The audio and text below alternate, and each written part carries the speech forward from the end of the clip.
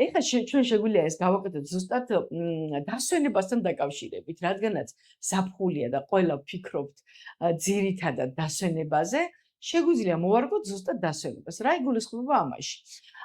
ჩემი აწერტილი იქნება, რომ დაუშვათ როგორ ვისვენება ამჟამად, ანუ დაუშვათ რა შევძელი ამ ზაფხულს, როგორ დასვენებას ვახერხებ დაუშვათ, რომ წავედი დაუშვათ ზღვაზე, წავედი მთაში თუ სოფელში წავედი, მეგობრებთან წავედი თუ როგორ დასვენებაც გაქვთ თქვენ ამ წუთას მიმდინარე და ფიქრობთ რომ ზაფხულის განმავლობაში როგორ დაისვენებთ, ის იქნება თქვენი აწერტილი. ხოლო 5 ან 3 წლის შემდეგ სადაც გინდათ და როგორი დასვენებაც გინდათ და როგორი ზაფხულიც გინდათ, ის აღწერეთ თქვენთვის რა იქნებოდა, ესე ვთქვათ, საუკეთესო ზაფხულის დასვენება. ვანო, მინდა რომ გამიზიარო შენთვის საუკეთესო დასვენება, რომელსაც ისურვებდი 5 ან 10 წელიწადში, შენი გადასაწყვეტი, ან 3 წელიწადში. გაქვს იდეა? ზოგადად დასვენება გიყვარს? არა. ვორკაჰოლიკი ხარ? ხო, არა, არც ვეღლები მუშაობდი, შესაბამისად რაღაცა წავიდე და სადღაც დავისვენო და ეგრე არა. შენი აზრით დავისვენო ძალიან მარტივად, არ ვიცი, 5 წუთში დავისვენო. ოკეი.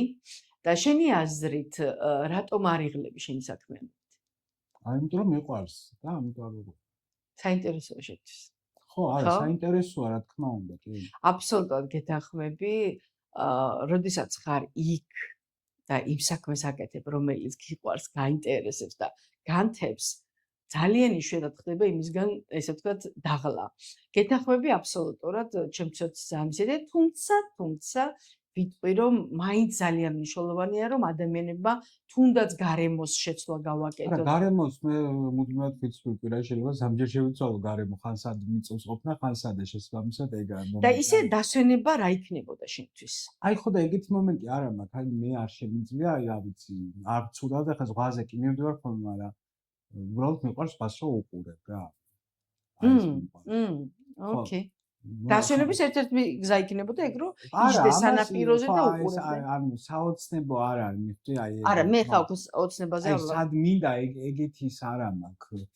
რა ვიცი. აი მოგზაურობაც არ მიყვარს მაინც და მაინც.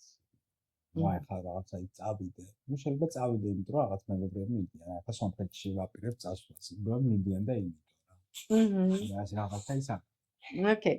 ზოგადად მე როგორც ვაკვირდები, ვანო, ბოლო პერიოდში ვისწავლეთ საქართველოში ზოგადად აი ვიკენდების და დასვენების ის ცოტა თუმცა მოდი ახლა ესე ვთქვათ, რომ მაინც და მაინც არ ნიშნავს, რომ მე თუ წავედი კლუბში და ვიცეკვე დილამდე, ეს იყო ჩემთვის დაუშვათ დასვენება. ყველა ადამიანმა თავის თავს უნდა დაუსვას კითხვა, რა შემთხვევაში, როგორი ფორმით იგრძნობდა, ესე ვთქვათ, ინდივიდუალურია. ხო. მაგალითად, როდესაც ჩემს ერთ-ერთ მეზობელ კაცს კითხეს, რომ დაუსვით კითხვა, რომ აი დაუშვათ ჩვენთვის რა არის დასვენება, რომელიც მთელ კვირას ატარებს, ძალიან აქტიური საქმიანობა აქვს და მან თქვა, რომ ჩვენთვის ყველაზე დიდი დასვენება არის, როდესაც პარასკევს საღამოს მე და ჩემი მეუღლე ჩავალაგებთ პროდუქტებს ვიყიდით მაღაზიაში, ჩავალ ჩემს მშობლიურ სოფელში, სადაც დავიბადე და გავიზარდე და ჩვენ გვყავს იქ საერთო მეგობრები, მე და ჩემს მეუღლეს და მე ჩემს ყმაწვილკაცობის ძმაკაცებთან ერთად ავალ იმ ჩვენს გორაზე და შევწვალთ მწვადს და ესე ვთქვათ, ვისაუბრებთ, სადღეგრძელოებს ვიტყვით, გავუზიარებთ ერთმანეთს, ხო? ეს ერთ-ერთი ფორმა თქვა, ესე ვთქვათ. თუმცა მე მახსოვს, რომ ამ ადამიანმა მე ვიცნობ და ამიტომ ვიცი, რომ უკვე დასვენების სხვა ფორმები შემოიტანა, ოღონდ ისევ მეგობრებს უკავშირდება და ფაქტიურად ძალიან მნიშვნელოვანია, რა თქმა უნდა, ის გარემოცვა, ვისთან ერთადაც ჩვენ გაგვიხარდება და გვესიამოვნება დასვენება.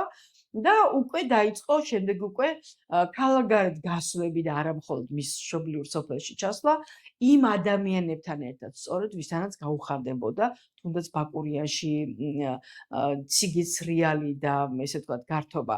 ოკეი, anyway, ყველა შემთხვევაში მეგობრებო მიხვდით ხომ რა იგულისხმება, რომ თქვენ თუნდაც ვიძახი, აი ამ პრაქტიკაში რეზიუმეს გარდა, თქვენი საქმიანობის და შემოსავლის გაწერის გარდა შეგიძლიათ დასვენებაზეც ზუსტად იგივე გააკეთოთ, ანუ ჩემი რეზიუმე დაკავშირებული დასვენებასთან 5-10 წლის შემდეგ როგორია, რა წერია იქ, რომ სად ვისვენებ, როგორ ვისვენებ, ვისთან ერთად ვისვენებ.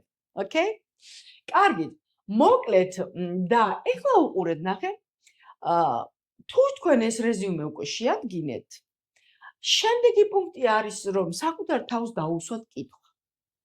რომ თუ მე მინდა რომ 5 წელიწადში დავუშვათ კომპანია მქონდეს, ჩემი სოციალური ქსელები უკვე უბრალოდ ესე რენდომ კი არ იყოს ძალიან ესე სისტემატიზირებული, გუნდი მართავდეს, უკვე იყოს დავუშვათ უბრალოდ რილსები კი არ იყოს, პროდაქშენი იყოს, რაღაცა ისეთი რაღაცები, ყველა გიჟური იდეას ვახორციელებდა და გადაღება ხდებოდეს ძალიან ისეთი მაღალ კვალიფიციური ინსტრუმენტებით და ესე ვთქვათ, გაჯეტებით თუ რა ვიცი რაც სჭირდება, მოკლედ რომ ვთქვათ, ანუ თუ მე ეს ყველაფერი მინდა, მაშინ უკვე გადავდივართ შემდეგ კითხვაზე და ვსვავთ ამ კითხვას, რომ რა უნდა ვისწავლო მე დღეს იმისათვის, რომ 5 წლის მერე თუ 3 წლის შემდეგ თუ რა ვიცი 10 წლის შემდეგ ის რაღაცა რაც სადაც ჩემი რეზიუმე როგორც მინდა რომ გამოიყურებოდეს, მოდი ესე დავარქვათ რა, ჩემი ცხოვრების რეზიუმე როგორც მინდა რომ გამოიყურებოდეს, არა მარტო სამსახურებრივი და შემოსავლით. აი რა უნდა ვისწავლო მე დღეს? ან მაგალითად სწავლაში რა თქმა უნდა ის გულისხმობა რომ თუ დაუშვათ ჩემი რეზიუმე 5 წლის შემდეგ მოითხოვს იმას რომ მე მქონდეს კარგი სკილი განვითარებული მოლაპარაკებებში ან გაყიდვებში მოლაპარაკებებში აქ იგულისხმება არების დამუშავება ან როდესაც რაღაცა რთულ თემებს როგორიც არის მაგალითად, როდესაც დასაქმებული ითხოვს დამსაქმებისგან ან ხელფასის გაზრდას, ან როდესაც სამსახურს განსათავისუფლებელი ყავს ვიღაცა სამსახურიდან, რთული დიალოგებია ეს. და თუ ჩემი 5 წლის შემდეგი და 10 წლის შემდგომი რეზიუმე ითხოვს, რომ მე ეს უნარი უნდა მქონდეს განვითარებული, მაშინ მე ხა კითხვა უნდა დავსვა, რომ მე დღეს რა უნდა ვისწავლო, რა კურსი უნდა გავიარო, რა წიგნი უნდა წავიკითხო, რა პროექტში უნდა ჩავერთო, რომ მე განმევითარდეს ის უნარი, რაც მიმაახლოვებს ჩემს რეზიუმესთან 5-10 წლის შემდეგ. მეგობრებო, ეს შესაძლოა იყოს თუ დაუშვათ აი წეღანდილის რაც ვახსენეთ დასვენება, თუ ჩემი 5 წლის შემდეგი დასვენების რეზიუმე გამოიყურება ასე, რომ მე მაქვს დასასვენებლად 2 თვე და ამ 2 თვის განმავლობაში დაუშვათ მე 1 კვირას ვატარებ ჩემს საუკეთესო მეგობართან ესპანეთში, დაუშვათ 1 თვით ჩავდივარ ნიუ-იორკში ჩემს მეგობარ დონა გიორგაძესთან და მოვიკითხავ Donna the Explorers, რომელიც საუკეთესო კონტენტს ქმნის იმათთვის, ვისაც ნიუ-იორკი უნდა სურს რომ გაიცნოს ცოტა სხვა თვალით და შინიდან მაცხოვრებლის თვალით დაინახოს ის ნიუ-იორკი, რომელსაც დონა გიორგაძე აცოცხლებს ხოლმე თავის კონტენტში Donna the Explorers-ში და დაუშვათ მე მინდა რომ 1 თვე 5 წლის თუ 3 წლის შემდგომ 3 წელზე გადმოვიტანოთ ცოტა ახლოს, იმიტომ რომ მართლა ძალიან მინდა უკვე 3 წლის შემდეგ მე 1 თვე ვისვენებ დაუშვათ ნიუ-იორკში დონასთან ერთად და შემდეგ რამდენი დამრჩება 1 თვე, 1 კვირა იქ დავისვენე, 3 კვირა დამრჩა დაუშვათ, ხო, 2 თვიანი ისა მაქვს უკვე, ესე ვთქვათ და ის 3 კვირა დაუშვათ 1 კვირა რომ ბათუმს ვსტუმრობ სიტყვაზე და იქ ჩემ მეგობრებთან ერთად ჩავდივართ და ესე მოკლედ რომ ვთქვათ, მიხვდით ხო, მთავარი არსი და შესაბამისად თქვენ შეიძლება იყოს ჩემი დასვენების ერთ-ერთი ფორმა დავუშვათ რომ რაღაცა მასტერკლასებს ვესწერები, რა თქმა უნდა ეს შეიძლება იყოს პიროვნული ზრდის, ეს შეიძლება იყოს თიხაზე მუშაობის, მინის მოხატვის, მოკლედ რომ ვთქვათ, აი ჩემი 3 წლის შემდგომი ზაფხული აი ასე გამოიყურება. და ეხლა მაშინ მე კითხვა უნდა დავსვა, რომ რას საჭიროებს, რა სკილი მაქვს მე გასავითარებელი, რომ 3 წლის შემდეგ ეს გახდეს უკვე რეალობა, ხო?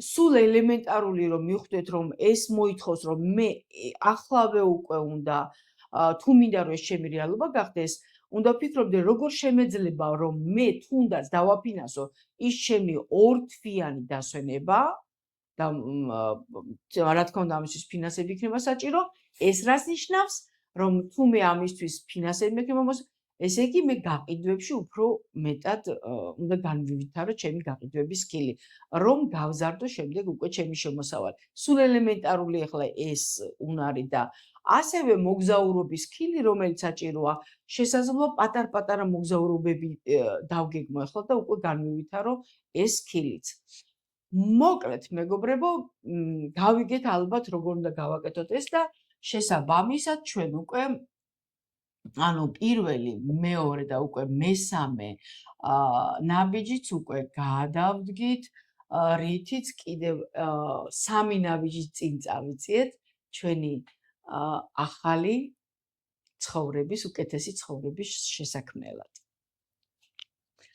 და მოვიდა დრო მეოთხე ნაბიჯი გადავდგათ. ვის უყვარს ადამიანებისთვის კომპლიმენტების თქმა. ვანა, შენ გიყვარს? არა, მაინც და მაინც. ოკეი. ხო. ანუ კომპლიმენტი ვერ მოვატყუებ და ჯობია არაფერი არ. ოკეი. როდესაც პირველად ესეთი დავალება მქონდა მე მიღებული, რომ მეორე დღემდე, ანუ 24 საათი მქონდა ამისათვის, რომ 100 ადამიანისთვის უნდა მომენახა ის, რის გამოც მე მას კომპლიმენტს ვეთყოთი. მახსოვს, რომ ძალიან გამიჭირდა, ძალიან რთული იყო ეს არ იყო ადვილი, 100 ვერ მოვახერხებ, მოვიტყუილები რომ თქვა, რომ 100 მოვახერხე მეთქი, თან იმ დროს აი ასეთი განვითარებული ინტერნეტი და ონლაინიც არ იყო რომ მე ონლაინში უფრო ადვილია მოდი ესე ვთქვათ ეხლა შემიძლია n რაოდენობა ადამიანი მოვნახო ონლაინში რომელსაც მე მივწერ ესე ვთქვათ ანუ შეგიძლიათ დაპაუზოთ